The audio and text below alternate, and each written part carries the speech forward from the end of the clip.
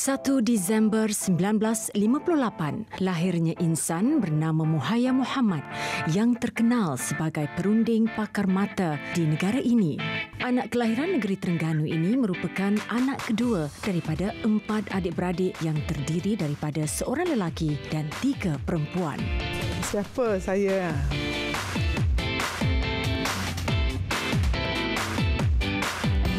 Sebenarnya kalau kita tanya siapa kita ni, soalan yang paling patut kita jawab. Pasal orang yang kenal diri dia, kenal Allah. Dan siapa kenal Allah, kenal diri dia. So kalau saya kata siapa Profesor Muhaya, kata saya Muhaya, apa ada dalam Muhaya tu? Pada saya seorang hamba Allah yang diturunkan sementara di dunia ini untuk menjadi khalifah dan memberi kebaikan. Penerima anugerah Tokoh Ilmuwan Selangor 2010 ini menjawat jawatan pengarah Jabatan Mata dan Lasik merangkap perunding dan pakar bedah mata di sebuah pusat perubatan swasta di ibu kota.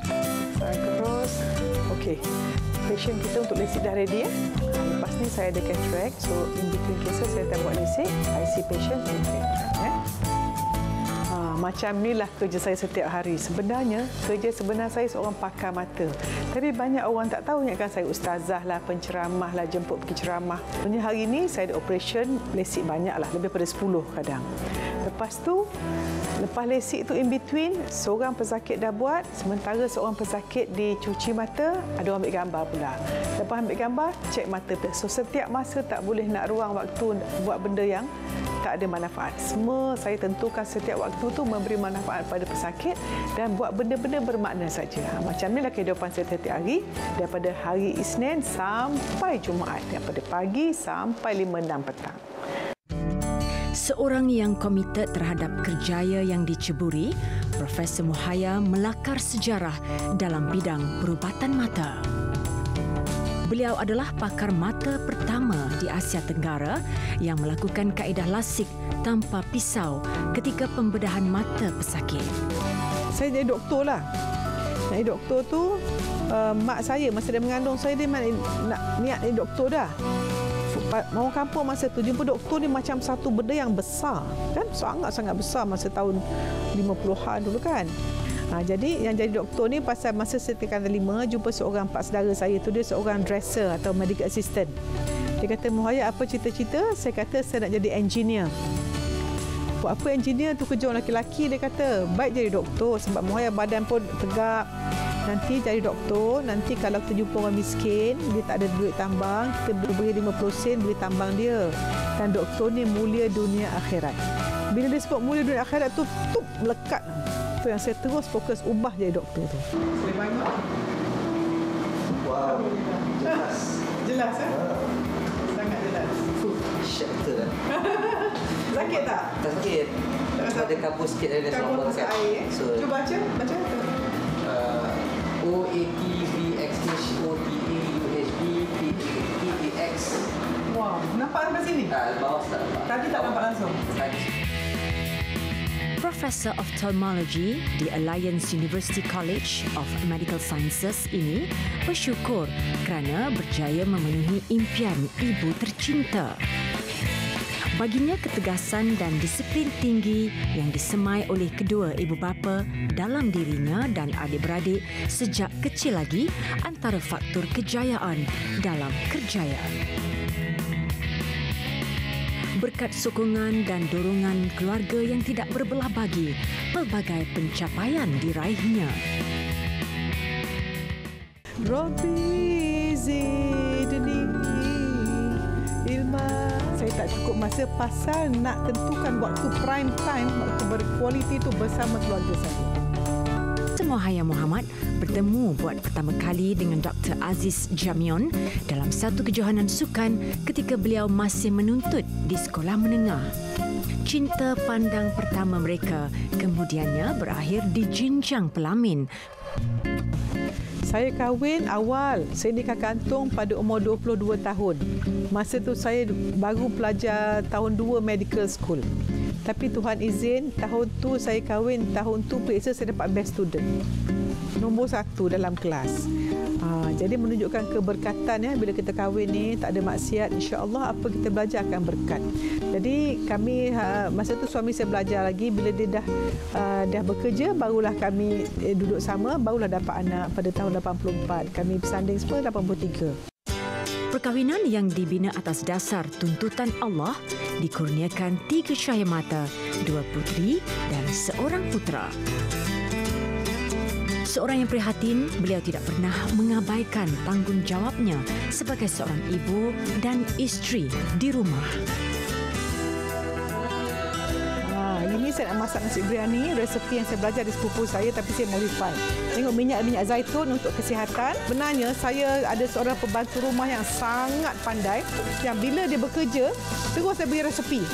Jadi saya dah beritahu dia untuk 4 orang makan, untuk 10 macam ni saya buat satu bahagian untuk 8 orang makan. Cukuplah satu keluarga. Dan saya nak cadangkanlah, kita ni kalau boleh jangan berkira pasal nak makan ya, biar mahal tapi makan sihat. Sebab benda yang paling mahal kesihatan kita. Selain kesihatan, Profesor Muhaya juga amat menitik beratkan waktu. Baginya, masa itu emas.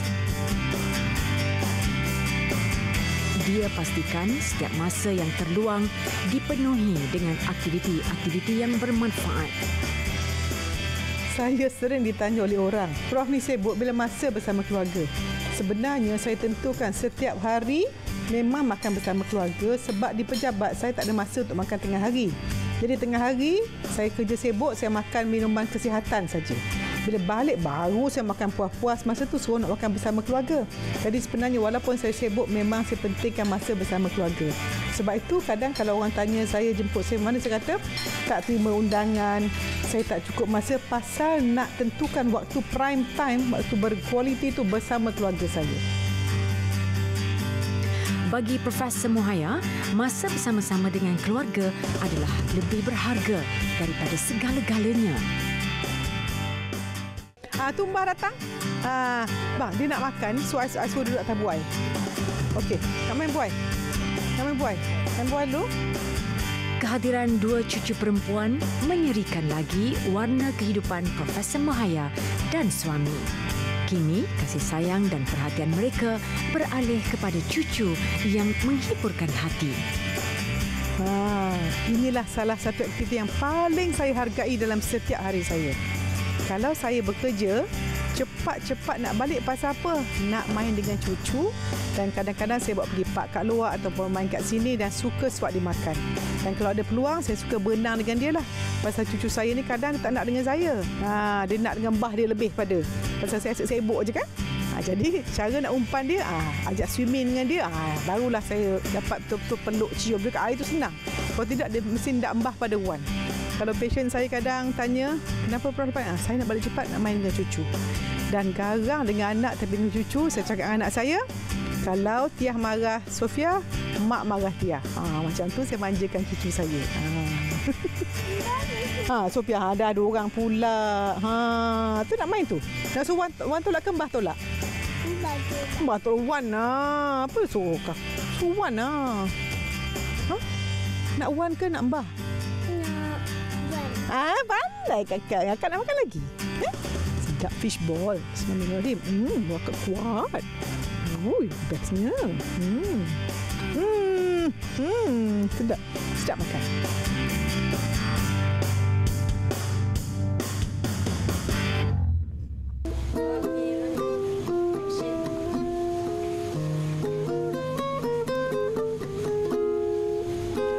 Rabbi zidni ilman. Ramai yang tidak tahu, sebenarnya Profesor Muhaya dan suami meminati muzik. Mereka sering mendendangkan lagu kegemaran bersama. Ini antara aktiviti terapi minda yang dilakukan bersama setelah penat bekerja seharian. When I let go of the past, my present moment becomes richer and fuller. I free myself. Itulah saya buat. Kalau saya ada masa di rumah, Bila saya duduk sorang-sorang dan ketenangan swimming pool ni, saya dengar audiobook. Dan audiobook ni ada dalam kata-kata bahasa Inggeris lah oleh speaker daripada luar negara yang bercakap macam mana bahasa-bahasa yang positif yang masuk pada minda bawah sedar kita. Dan dia ada background music yang akan menyebabkan kita akan relax dan kata-kata positif tu masuk minda bawah sedar. Contohnya macam saya dengar tadi, kita mesti lupakan peristiwa negatif yang lepas dan maafkan semua orang, maka kita akan jadi positif. Maka bila kita punya dengar yang baik-baik, fikiran kita jadi positif, emosi kita jadi positif, kita akan ceria, kita akan sihat dan tindakan kita pun akan baik.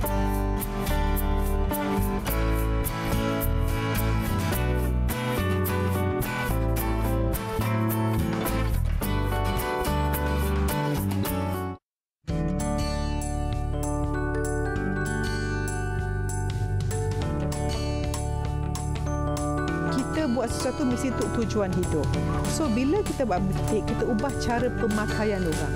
Bila kita buat seminar, ubah pemikiran orang.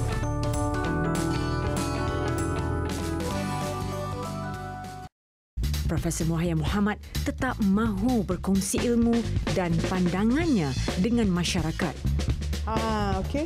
Sekarang ni nak touch up untuk rancangan nasi lemak kopi O. Penampilan penting bagi ikon mata negara ini.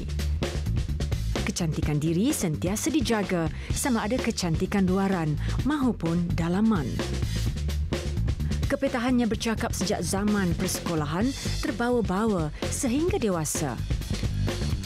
Justru tidak hairanlah beliau sering diundang untuk pelbagai majlis ilmu.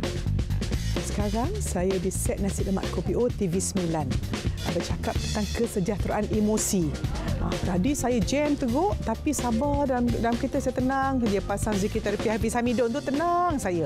Lepas siaran ni nanti nak pergi ke tanya ustazah pula. Tetapi setiap apa saya laku tu saya tak kelang kabut, saya tenang sebab semua Allah atur dan selagi kita nak bermanfaat, Allah akan bantu kita. Lantaran dibesarkan dalam keluarga yang sentiasa bersikap positif, Profesor Muhaya sentiasa menghulurkan bantuan kepada orang lain. Sikapnya yang suka membimbing, menasihati dan memberi motivasi terselah tak kala meningkat dewasa. Ya, tak apa. Allah, syukur pada Allah. Saya bersama Mazin Nordin, penerbit yang memang saya ikuti sejak lebih 15 tahun yang lalu. Sentiasa program TV-nya membuka mata masyarakat. Macam-macam program bersamamu dan semalam pun bersamamu salah seorang anak orang yang miskin tu dah jadi nak ambil farmasi lagi. Tani Alin. Sama-sama kita berjuang untuk memberi manfaat. Daripada Prof jugalah bagi sikit-sikit dalam SMS. Tapi Lin jadi penerbit sebelum saya keluar TV. So Lin mula dulu. Tapi lepas tu Prof pun apa kata teks. Alhamdulillah. Terima kasih Lin. Terima kasih bersama. Terima kasih Lin. Teruskan insya-Allah. Bila saya balik daripada luar negara pada tahun 1999, kemudian dah jadi pensyarah dan sebagainya, saya mula menerangkan tentang pasar mata, penyakit mata di TV. Dan masa tu saya ni memang suka ceramah agama ni. Dan masa saya sekolah dulu pun memang saya suka beri tazkirah. Memang pasal ayah saya dulu selalu beri saya buku-buku untuk baca dan sebagainya. Memang saya suka pasal ceramah agama. Jadi saya pun mula cakap dengan TV, saya nak cakap pasal motivation lah. Itu jadi sekarang. Jadi ada pula saya punya hobi baru, bercakap tentang perkembangan diri. Di mana kita nak bina orang tu supaya jadi orang hidup berkesan yang seronok hidup di dunia ini dan mendapat redha Allah dan insya-Allah mendapat syurga Allah, melihat wajah Allah.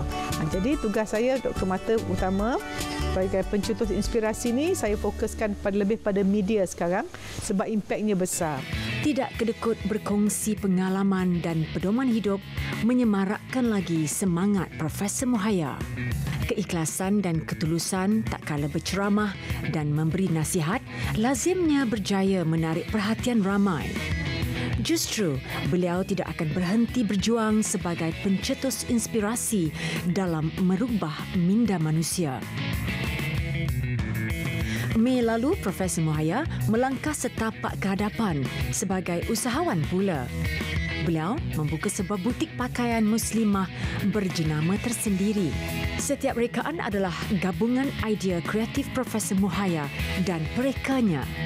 Selain jubah yang bercirikan solat ready, butik yang terletak di Kajang ini juga menawarkan pelbagai pilihan tudung. Kita buat sesuatu mesti untuk tujuan hidup. So, bila kita buat butik, kita ubah cara pemakaian orang. Bila kita buat seminar, ubah pemikiran orang. Bila kita buat buku, kita ubah cara orang berfikir. Sebab manusia ni, kalau pakaian cantik saja, fikiran tak cantik, rugi. So, fikiran cantik, pakaian cantik, akhlak cantik. Sebab itu, modest culture tu maksudnya budaya sopan. Sopan pemakaian, sopan bercakap, sopan interaksi, semualah. So, bila ada satu lagi saya fokuskan, baju ni biar solat ready. Untuk solat. Jadi, bila orang pakai baju solat ready, sentiasa fikir untuk solat. Bila untuk solat, tentunya sopan, tentunya bersih dan kita keluar tu dengan agenda nak solat. Dan orang yang paling berjaya ialah orang jaga solat sebab soalan pertama di soal solat. Siapa sangka Profesor Muhaya seorang yang kreatif di sebalik ketegasan dan kelembutannya. Beliau memilih sendiri jenis fabrik, warna dan corak yang diingini untuk setiap koleksi jubah dan tudung baru. Di satu sudut khas dalam butik dipamerkan hasil-hasil karya Profesor Muhaya. Sehingga kini beliau telah menghasilkan lebih dari 8 buah buku berdasarkan pengalamannya sebagai seorang doktor dan pendakwah. Beliau menyerahkan pelbagai urusan berkaitan butik, penerbitan buku dan pengurusan acara kepada anak dan menantunya. Namun, sesekali beliau singgah di pejabat untuk mengikuti perkembangan perniagaan.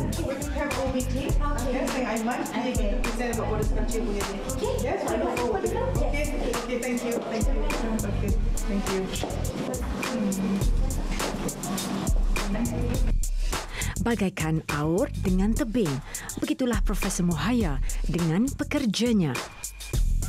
Mereka saling tolong-menolong dan kuat menguatkan sesama sendiri. Okey, so hari ini Lazimnya beliau mengadakan sesi tazkirah bersama pekerja.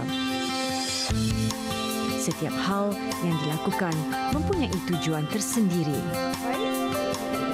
sebab ada tak baik pada muka saya. So kalau kita dapat negatif, kita nak marah tu, kita nak ambil tanggungjawab. Ya, jumpa lagi. Terima kasih. Alhamdulillah, macam inilah setiap minggu saya akan datang ke pejabat, jumpa dengan staf, beri inspirasi, motivasi bagi staf Asawah Group ini supaya mereka tahu kenapa mereka bekerja untuk memenuhi tujuan hidup, memperbaiki diri, memperbaiki rumah dan memberi manfaat. Sekali-sekala kediaman Profesor Muhaya dipenuhi dengan gelak tawa rakan-rakan dan saudara mara. Cantik semua, cantik. Assalamualaikum. Macam inilah saya memang sangat sibuk, tetapi bila ada waktu terluang, saya akan buat jamuan, panggil semua orang, dia panggil bersilat satu hari, penat satu hari. Tetapi yang seronok, saya suka beri jamu makan dan makanan kegemaran saya, kambing bakar. Dan bila kambing bakar tu pula, bukan kambing saja, saya akan akikahkan untuk saudara mara atau siapa nak akikah lah. So, jadi satu ibadah dan silaturahim. Inilah hobi saya, suka beri orang makan.